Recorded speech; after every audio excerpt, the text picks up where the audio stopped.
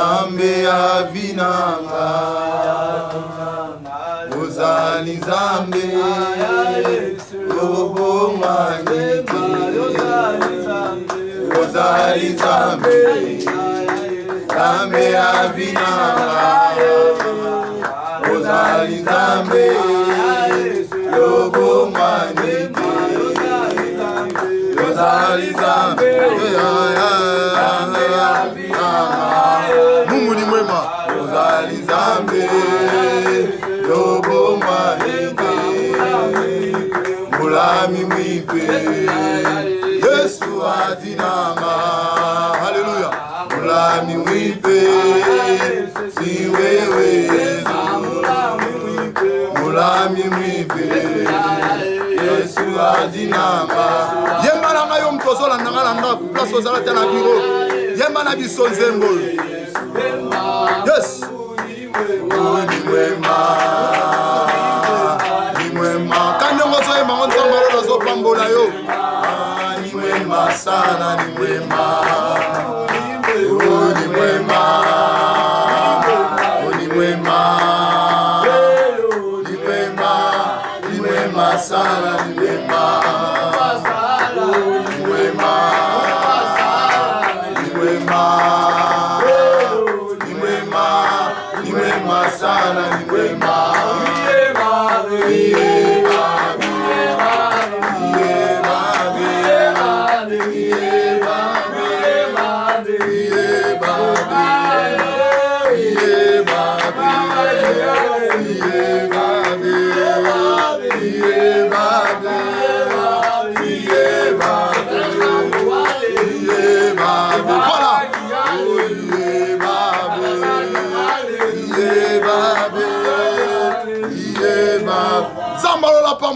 Nzambaola pambola yo mutozolanda votre papa, votre évangéliste de grâce basse mou pépé. Yozana ndaku, yozana bureau, zawa pozolanda ngatika nzambaola pambola yo. Nzamba pambola pe keep mobima intercession ya mape motozana bango na kati ya plateau awa. Nzambaola amola bino pourquoi possible bande ko bazo soutenir une émission chaque jour. Tongo midi pourquoi hein mukolo cheno yo coordonnatrice Messi Kenda nzambaola pambola yo place ozali. Pourquoi possible yo pe mutoyo olanda nga mikolo nyonso to netando ikena yo. Ozana poto, ozana kishasa, ozana mutu koza pe ozola nanga nzamba ola pambola yo. Et bien aimé lelo yo tozolo bela lisomo très important. Na mukane 1 Chronique chapitre 4 verset 9. Tina dize tozotanga na kombo ya Jésus, zo Bible totangi. Jaébé était plus considéré que ses frères. Sa mère lui donna le nom de Jaébé en disant: c'est parce que je l'ai affronté avec douleur. Jaébé invoqua le Dieu d'Israël en disant: si tu me bénis et que tu éteins de mes limites, si ta main est avec moi, et si tu me préserves du malheur, et en sorte que je ne sois pas dans la souffrance, et Dieu accorda ce qu'il avait demandé. Alléluia. Betela nzambalo la maboko place ozali, ozana katia mutuka, ozana télévision, ozana kishasa, ozana nanga, betela nzambalo la maboko. Bebakisa maboko ane salama, bebakisa maboko. OK. Merci. Tika nzambalo la pambola yo, ozana poto nzambalo la pambola yo. Bible lobby, Jaébé était plus considéré que ses frères. Sa mère lui donna le nom de Jaébé en disant: c'est parce que je l'ai affronté avec douleur. Abi était plus considéré que ses frères. Maman Nalinga qui est mingi. Jaébé. Pourquoi combat Jaébé? Maman n'a pas ça qui combat Jaébé pour nous colober que na beauté qui est na passe. Na beauté qui est na douleur. Mais bien aimé, quel que soit comment on peut ça qui est, mais Jaébé c'est ça qui t'est. Jaébé qui n'est que Lukaya Wenzam. Mais laisse-moi te dire aux Hollandais, bah comment on se dit comment on peut ça banate. Aux autres c'est moi comment m'en passe. Il y a que vie à moi na nos arabes vie kaya passe. Aux autres c'est moi comment ma en sous. Vie à moi na aux arabes vie kaya batuka ba Hollandais ka ba soso. Donc tala ba comment on peut ça banana yo. Bien-aimé, laisse-moi te dire, Jaébé, il était plus considéré que tous ses frères. La mère lui donna le nom de Jaébé parce qu'il avait affronté avec douleur. Mais la Bible dit, j'ai bien tel combo. Non, ma sala. Et quand j'ai bien l'habité. La première des choses, je dois connaître mon origine. Origine en Gézanin. Bien aimé, origine à combo les Aranin. Origine à combo les Aranin. J'ai bien la première des choses, non comprendre origine à combo en Gézanin. Après origine à combo, j'ai bien comprendre origine à famille naïe. Bien aimé, il y a d'autres histoires comme la Rabbi sur la carte sa vie parce que tu n'as pas origine à bissoter. Comment tu peux connaître l'origine? Origine au koya bango ndengeni. Origine au koya bango pas tata na yote. Au koya origine pas ya maman na yote. Au koya origine pas ya noko na yote. Mais au koya origine dans la prière. Prière nous te révéler yo. La Bible dit, invoque-moi, je te répondrai. Balbi teto ye lukatata moi si. Balbi teto lukanoko. Malbi invoque-moi. Nous allons invoquer qui? C'est Christ. C'est Christ que nous devons invoquer. J'ai bien comprendre l'origine de notre famille, une origine à Kombo naïe. Et tant que j'ai bien comprendre l'origine, la Bible dit, j'ai bien que Lukaya ou Nzam. Habite, bien aimé, laisse-moi te dire, nous comprendre l'origine naïe. Origine naïe, les Aranines. Origine naïe, les Aranines. Il y a beaucoup d'enfants qui disent, origine na bango, papa Caleb. Mais baso Lukaya ou Nzam bete. Baby origine na Kombo na bango. Mais baso Lukaya ou Swate. Origine na origine na famille na bango. Baso Lukanzam bete, papa Gédéon. Bavani baso Lukanzam bete. Papa Giovanni. Toro Lukanzam benin. Ngana sina bonga déjà na vie. Babi on semble les airs à Batobabola, on semble les airs à passe. Quelle que soit l'origine. Ah. Dans Lukanzambe, il y a quelqu'un papa Jérémy Mahombia qui est dans Lukanzambe. Problème est ça. Mon combo on a vie. Origine à combo na ngai. Maman na ngai yebisanga que non.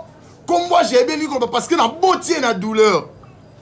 Na beauté na passe donc vie na ngai j'ai besoin vie à passe. Vie na ngai vie à douleur. J'ai pas comprendre qui origine. Albité. Tellement origine à combo na ngesa malamu te tikana ke lukanzam tikana ke lukayo amashia. Bien aimé, il faut comprendre origine na yo. Il faut comprendre origine o yaya. Comprendre origine à combo na yo. Comprendre origine. J'avais bien que quoi invoquer Nzam. Abino le Dieu d'Israël en disant, j'avais invoqué le Dieu d'Israël en disant, si tu me bénis, si tu me bénis, bien aimé, la bénédiction c'est vraiment hyper important dans la vie d'un enfant de Dieu. La Bible dit, je veux que tu sois prospère en tous égards. J'arrive à comprendre que par rapport à Kombo Naye, à cause de la bénité. Et j'arrive à comprendre que Père, si tu me bénis, il avait besoin de la bénédiction. Quelle bénédiction? Bénédiction matérielle, physique et spirituelle. Bien aimé, kopambola manase na moi est très important pour la moi en Nzam. Na lolo otambola na mituka te. Otambola na mituka awanase. Na lolo kobala te. Mon kobala awanase. J'avais à comprendre que ma tout est lié par rapport à Kombo na ngai. Mais j'avais que Luka Nzam si tu me bénis. La première des choses. Et la deuxième des choses. Qu'est-ce que j'avais à dire? Et que si tu étends mes limites. Si tu étends de mes limites, si tu étends de mes limites, si ta main est avec moi, et si tu me préserves du malheur, si ta main est avec moi, bien aimé, le bon koya wenzambe fait tambolana yo. Mouto lié par rapport à malédiction à Kombo, à mon miracle en Zambété. La Bible dit, la main de l'Éternel n'est pas trop courte pour toucher. Au mouton lié à la malédiction. Ce qui a l'ouki ya wenzambete. L'obora ya wenzambe za alikolo na été. Et j'ai bien que koluka ya wenzamba dit ce qui l'obora le kozala na ngai. Oh nzamba zamalam. Et si tu me préserves du malheur et en sorte que je ne sois pas dans la souffrance. Et Dieu accorda ce qu'il avait demandé. Abi, si tu me préserves du malheur, si on dit la préservation, c'est-à-dire quoi?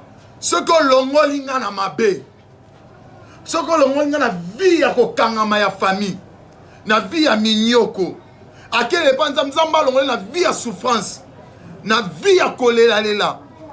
Habite tellement original comme on a dit ma bête kana Lukaya Wenzam. Bien aimé Lukaya Wenzam. Benga na numéro na toro sambela na yo. Lukanzam yom tozo na na poto Lukanzam. Lukanzam beaya. Lukanzam. La Bible dit l'Éternel accorda ce que Jaïb avait demandé. Jaïb qui ne pas Yahweh Nzambe. Parce qu'il comprenait qui origine. Bien aimé, origine les anines. Origine la famille de Zalaranine. Msus combo na yo na ba pesa za combo mutu moko bona kati ya famille bino atikala jamais kobota. Atikala jamais kobala. Mais ba pesi yo combo wana, combo ba pesi wana, eza combo oyo mutu wana vie na tikala komo na bonheur te. Mais ko personne peut moi na combo évangile c'est des grâces. Ko personne peut moi no pe mesikenda, c'est normal. Ko personne moi no pe papa Igo, c'est normal. Yozo landangai, origine combo no ezani. Origine combo no ezani, origine famille no ezani. Bien aimé, toujours servir Nzambo à na bon moi. Toujours servir Nzambo à zo rappel Nzambo pas zo sale. Mais laisse-moi te dire, Kangama Nzambe oyo. Kangama Nzambo m'appelle mezo luka. Na sambele te ke mose na Nzambe. Tika Yahweh Nzamba kango la vie na yo. Christ a ipsi ba yekola bo ke na mboka en face. Beaucoup ta anes ba kange wana. Bo memela ngaye. Oh. So ba le maître en a besoin. Le maître en a besoin. Oh, Christ avait besoin de délivrer cette ânesse. Pourquoi Christ avait voulu délivrer l'ânesse? Parce que l'ânesse était fermée. Et Christ a dit que kango la vie na yo. Place yo sur kangamaki. Et Yahweh tinga pona kango la vie na yo. Yozo landangai na plamboka ba place aux na poto na Afrique du Sud na Asie ouais puis partout dans tous les quatre coins du monde. Dieu m'a envoyé pour te délivrer dans le nom de Jésus. Les choses graves, le maître en a besoin. Bien aimé, laisse-moi te dire, Nzamba na posa na yo. Nzamba na posa na mtozo landangai. Nzamba na posa na yo. Nzamba na posa yo pambolama. Parce que la Bible, je veux que tu sois prospère en tous égards. Moza na poto mona récite izate. Oza na Kinshasa mona récite izate. Oza na bano mona récite izate. Afrique sidi récite izate. Mo vandi okangi no maboko. Bien aimé, izate ako kanga maboko. La Bible dit, cherchez l'Éternel pendant qu'il se trouve. Invoque l'Éternel qu'il est prêt. Cherchez l'Éternel pendant qu'il se trouve. Et invoque l'Éternel qu'il est prêt. Voilà le temps. Dieu m'a envoyé pour te délivrer. Dieu m'a envoyé pour te délivrer, Yaya. Ça m'a tiré pour la kango la vie na yo. Lienyon stue kanga yo. Je lève ma main droite. Et tant que père, lienyon etiko na kombo Jésus. Lienyon stue kanga libota na yo. Je lève ma main droite. Et tant que père, etiko na kombo Jésus. Lienyon stue tungisara libota. Bande kona yo partout place tout basali. Je lève ma main droite. Etiko na kombo Jésus. Simba motema na sambe la place na place. Simba motema na place na sambe la. Yozo landangai, quel que soit place aux ali, ata on a Kinshasa, ata na poto ata wa yozo landangai. Simba motema na yo. Keina mkosi simba motema na yo. Je dois prier pour toi, je dois prier avec vous ensemble. Avec maman Gina Moussito, je dois prier avec vous. Bosi mara mitema na sambe la bino. Na kombo na Yesu Christ, je lève ma main droite. Onyo sotu ya Satan. Oye kanga vu ya bana na yo. Na kombo Jésus banda kotika bango na kombo na Yesu. Quel que soit place aux ali, quel que soit mboko aux ali, na ye bato na ye bangote, ko banda lelo. E bana kotika na kombo Jésus. E bana kotika na kombo Jésus. Kombo nyo sotu ba peso ya mabe wana. Oye moni sako pasi. Ko banda lelo. Na longoli kombo na kombo Jésus. Na longoli kombo na kombo Jésus. Nzamba peso kombo sika. Nzamba peso kombo sika ndenge Zaya lobby. On te donnera un nom nouveau que la bouche de l'Éternel déterminera pour toi. L'assemblée tu vas peso kombo sika. Jocelyne Moussi tu vas peso kombo sika. Na kombo na Yesu Christo. Na kombo na Yesu. Évangile Blaise Bakali va peso kombo sika. Na ministère na yo. Ministère na yo kombo sika. Na kombo na Yesu Christo. Nzamba lola pambola yo. Na binzamba pambola yo. Na binzamba tombola yo. Yo za problème à mukanda. Nzamba peso mukanda na kombo Jésus. Yo za problème à musala. Nzamba peso musala na kombo Jésus. Yo za problème ya osala ba entreprise. On yo tout même ramwezo simbate. Na binzamba peso na kombo Jésus ba na kosima na kombo na Yesu. Na kombo na Yesu Christo. Miracle nzamba za partage na yo. Nena bonne na obi. Amen. Évangile c'est des grâces des ministères MAPEM, ministère d'adoration Le Pèlerin en mission. Pour les amis, na avenue Kingunzi numéro 31, na commune ya Makala. Référence Shop Orange, na station ya Mwanamboka sur Prince Université. Et na pesimbo na bande konyos tout ba zo soutenir ngai na kati musala oyo Pasodio, Papa Igor. Na pesimbo na batu nyonso tozo travailler na bango ensemble na mabeya. Pourquoi pas si na pesimbo na papa, na pesimbo na Iget Songa. Pourquoi pas si Pamela Bakali, apôtre Israël Lutumba, na pesimbo te place aux ali. Peba na nzambe nyonso bazo soutenir ngai. Et pourquoi pas si na pesimbo te lisusu na ba na nyonso tuba na nyonso tu ministère MAPEM. Nzamba ola apambola bino place bozali. Messi Kenda nzamba mona yo. Abonnez-vous massivement na chaîne Kamoko KKG TV, chaîne Kamoko Oyo et ça la rage, chaîne Kamoko Oyo et Yokozwa Oyo ils ont soutenir papa Nabino de grâce basse. Vous avez pour ça soutenir ministère MAPEM tellement m'a mobile photo ça là. Ben na numéro au batiwana Joyango plus 243 089 71 26 843 plus 243 89 71 26 843. Et ça numéro dans WhatsApp. Benga ngai torozata torolandelo na prière. Benga torozata ta place aux ali torokoma na biso torosambla ta na téléphone okomona pe lobo raya nzambe. Nzamba lola apambola amona yo. Bye tout le monde à la prochaine.